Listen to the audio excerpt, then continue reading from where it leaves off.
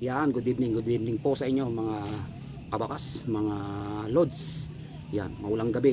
Tayo may bagyo ngayon. At magaling lahat lumis dito sa Quezon Province. Yung bagyo, bumaba siya na direction siya ng Mindoro. So ngayon, ang tatalakayin natin mga lods about dun sa ating electrical wiring system, kung ano bang trabaho ng ating battery, about sa ating mga motor. Yan, yung ating ginagamit na 12 volts battery sa ating motor. Napapunta ng kanyang mga accessories wire. Yon, doon tayo kumukuha sa ignition. So alam niyo na 'yan.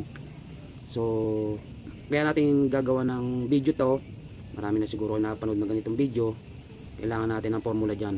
Kaya doon mga loads, bago ka mag-wiring, dapat alamin mo muna yung formula ng ating electrical wiring system. Meron tayo diyang tinatawag na watts, volts at amperes. Kaya doon sa mga nag-install ng mga LED light na malalakas, mini driving, loud horn, yan, kung ano pa, mga underglow, yan, yung mga pampaganda natin, accessories sa ating mga motor, yan. So kung stock pang yung mga motor mga loads, wag mong i-installan to na hindi ka gagamit ng ating mga relay. Kaya nga pinopromote ko yung super power apply natin. Kaya marami nakukulangan sa kanilang mga motor. So base lang doon sa experience natin mga loads, mapa high end man, mapa China Motors man yan, ay ito lang ang aking nakita pagdating sa electrical wiring sa harness sablay. So hindi ko alam bakit hindi pa nila pinerfect. Tulad ng mga high end na motor, hindi pa nila pinerfect yung wiring. So may mga dahilan yan, kasi nga negosyo yan, kailangan kumita, kailangan mabili ang pyesa. Kaya nga nandito kami, tulad ko, na nagbabahagi sa inyo ng video para magkaroon kayo ng idea kung ano ang mga gagawin nyo sa mga inyong mga stock na motor. Siyempre mga idol, pag sinabi natin stock, ano pa yan, sa tingin ng iba mahina pag stock, kaya na dumarating na sa point yung kinakargahan na nila yung motor. So hindi nyo ba alam mga loads na ito ang isang dahilan kaya wala sa kondisyon yung ating motor, yung ating supply ng kuryente.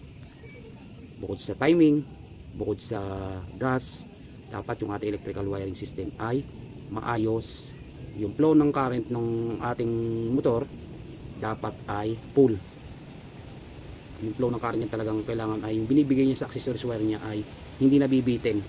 So may mga dahilan din dyan, may mga pamamaraan din dyan. Hindi ko mo malakas na yung power supply sa motor na install o minodify mo, baka magkamali ka naman sa wire, disablay din yan, at saka sa pagka-connection. Kaya kailangan nga proper connection. So yun mga loads, yan. Ngayon ay mag-upload ulit tayo sa YouTube. Matagal-tagal tayo hindi na-upload sa YouTube. At meron tayong tinutukan na isang platform na nakakadismaya at na-disable yung ating account. Kaya doon sa nakakakilala sa akin, Kikabakas Moto Gent Vlog. So yan, may bagong account na ulit tayo sa ating, hindi ko lang kung pwede sabihin dito, sa isang platform na laging ina-uploadan ng karamihan kasi mas maraming nanonood doon. So alam nyo na yan mga loads. So ito i-upload ko din sa isang account ko bukod dito sa ating YouTube. Kaya kung di ka pa nakasubscribe, pakisubscribe, like and share, at para ma-notify mo pa yung aking mga video i-upload. So tara mga loads, let's go.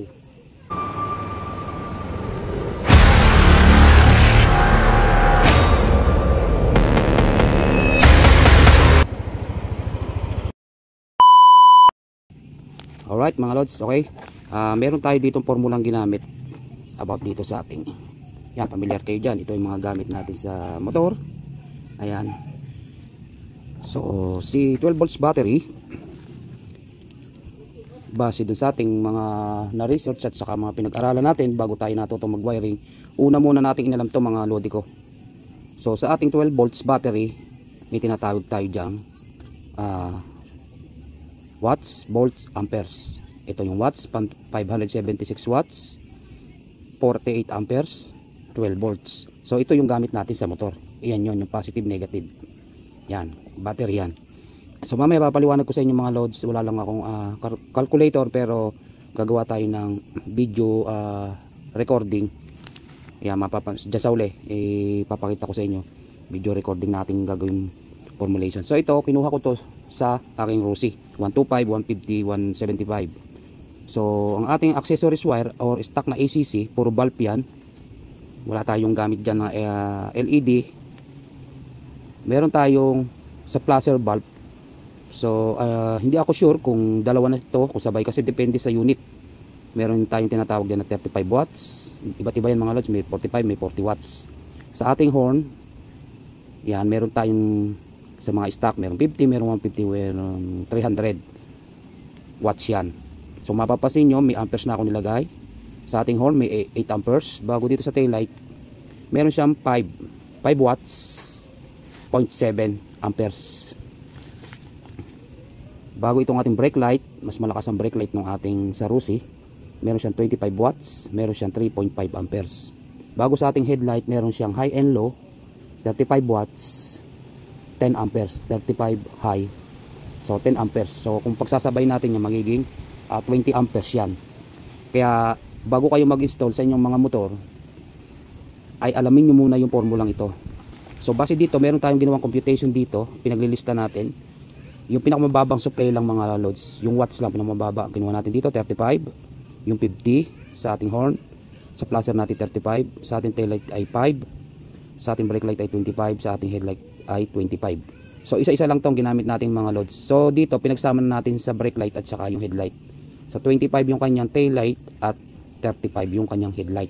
Watts yan mga idol.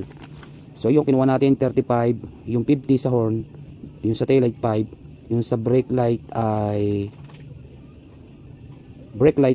25 at yung sa headlight niya ay 35. So suma total 150 watts per hour yan. Pinag-usapan dito mga lods, per hour. Kung kailan kung ano itatagal ng ating battery sa loob ng isang oras. So ang computation diyan mga idol, i-times nyo sa 6 kasi ang ating isang oras ay mayroong 60 minutes. So lumabas siya ng 900. Ngayon sa 900 minus natin itong 576, lumabas sa kanya may natitira pa siyang 324. Yan. So pakikita ko sa inyo mamaya mga loads yung computation natin. Ngayon yung amperes naman, sa watts tayo mga loads, nag-multiply tayo dito sa oras at nag-minus tayo dito. Kasi yung ating battery ay 576 lang ang watts. So umover na tayo, umabot tayo ng 900. So tumataas yung ating watts, bumababa yung oras nung buhay ng ating battery. Yun ang ibig ko sabihin. So nato mga idol ay computation natin na yung ito yung permis, kumbaga kung tawagin natin yung kung gaano itatagal yung ating battery. So ito meron nga tayo tinatawag dito formulation, watts, volts at saka amperes. So ito mga idol, panoorin nyo yung ating screen recording. Tayo ay magko-computation. So tara, let's go. So ito na tayo mga idol sa aking cellphone recording. So pumunta tayo dito sa calculator. So tayo magta-type dyan yung ating 576 watts ng ating 12 volts battery. So ang gagawin natin dyan mga loads, yung kanyang amperes di-divide natin sa 48, lumabas ay 12 volts. So yan, nakita nyo naman 12 volts ang lumabas. So tapos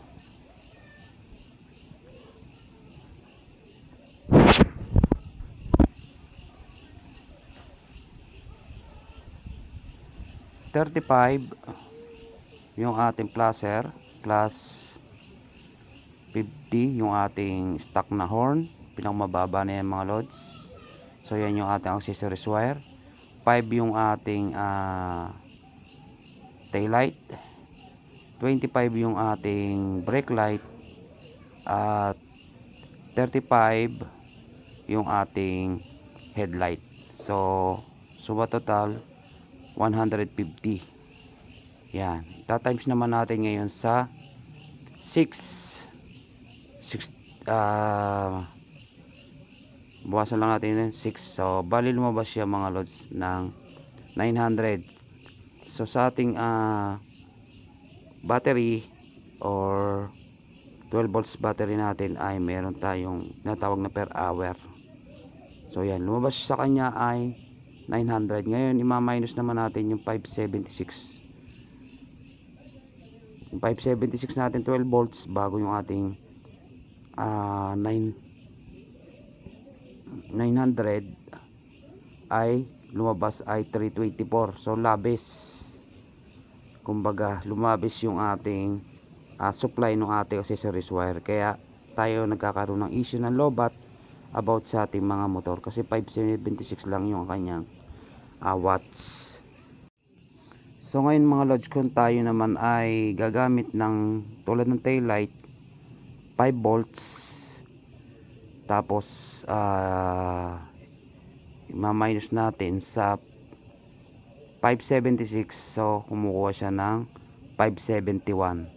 So sa loob ng isang oras mga lods, yan ay kukonsumo tayo ng 5 volts.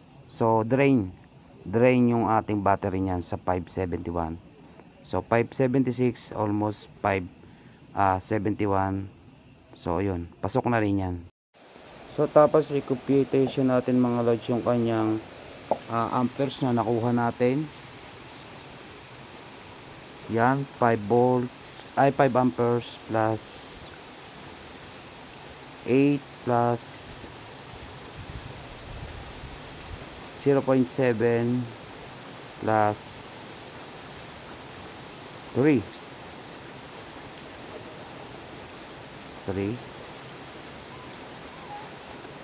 ayaw pang mapindot mga lods. Yan, plus yung ating 10. So yan na po mga lods yung ating sama-samang flasher, horn, bago tail light, brake light. Yan mga magkakasama mga lods. So bali 26.7 siya mga lods. So tapos mga lods, ito computation pa rin tayo. Ulitin natin yung kanyang 900 na nakuha natin sa watts ng ating accessories wire. Yan, 900 ang ating na compute sa kanyang accessories. Yan. So mali, yan, ulitin natin mga lods. Mali na naman, 900. Ayan, 900 minus 576, 324. Yan, equals 324. Tapos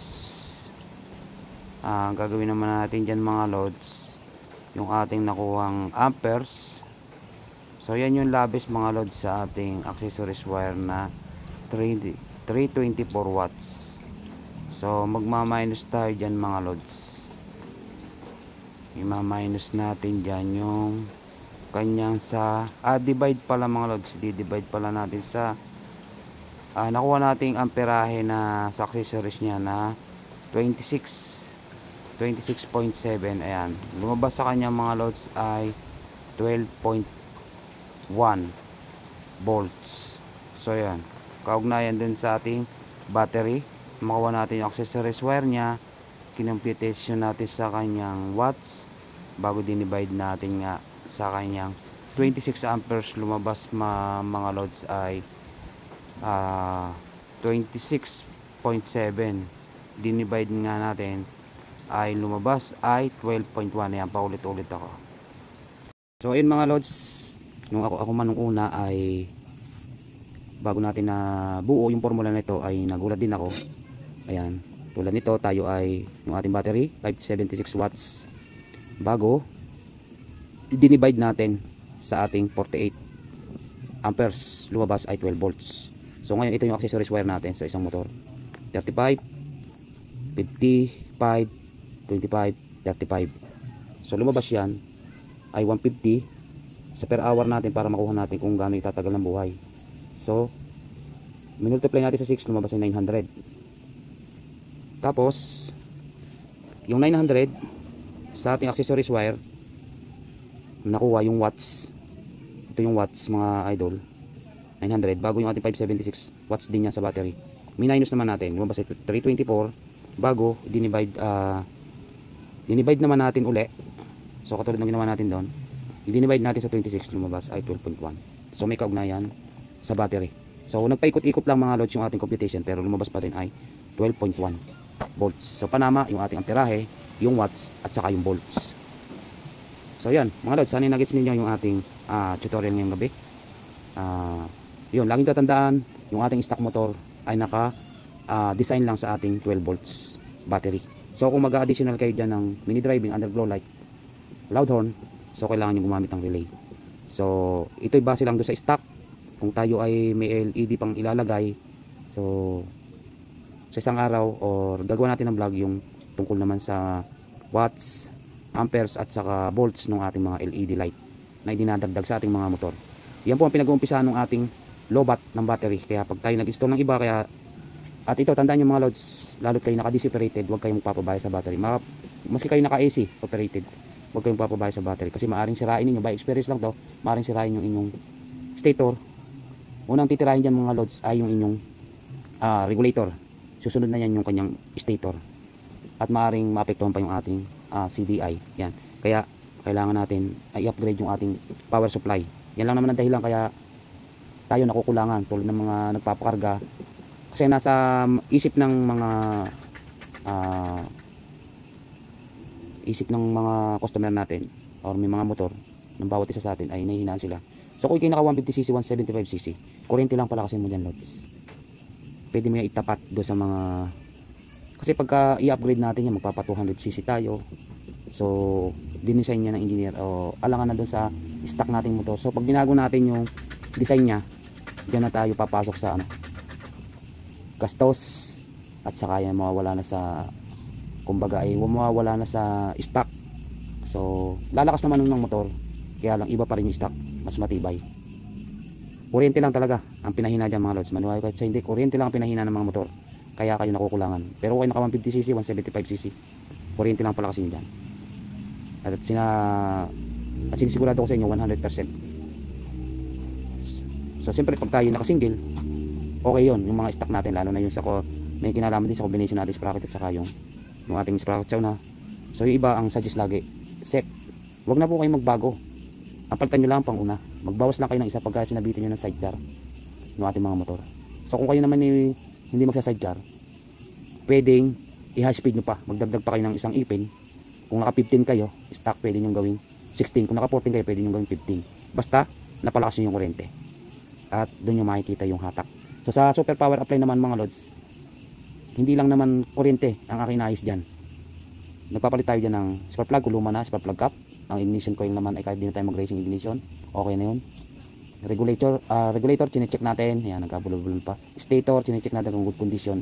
CDI bago tune up, bago yung ating air and fuel mixture sa ating combustion, tina-timing natin yung sa kanyang carburetor para condition lahat sa gas, sa timing, sa kuryente, plus one relay setup, super power apply. So yun, the best na mga loads, pinakamalakas na motor mo at masasabi ko sa'yo mas dadaigin mo yung bago. So yun lang mga loads, maraming salamat and God bless po.